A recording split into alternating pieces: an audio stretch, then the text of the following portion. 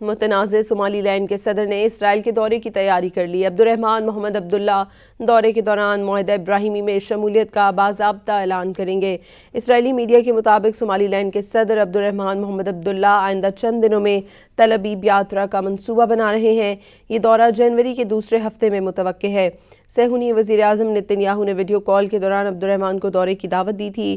صومالی land نے خود کو ریاست تسلیم کرنے کے بدلے اسرائیلی فوجی اڈوں کے قیام اور فلسطینیوں کو پناہ دینے کی رپورٹس کو مسترد کر دیا۔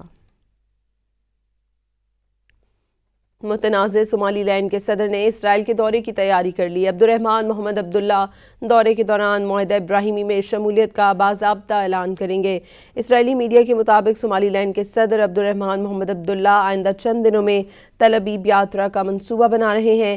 یہ دورہ جنوری کے دوسرے ہفتے میں متوقع ہے۔ صہیونی وزیر اعظم نتن یاہو نے ویڈیو کال کے دوران عبدالرحمن کو دورے کی دعوت دی تھی۔ صومالی لینڈ نے خود کو ریاست تسلیم کرنے کے بدلے اسرائیلی فوجی اڈوں کے قیام اور فلسطینیوں کو پناہ دینے کی رپورٹس کو مسترد کر دیا۔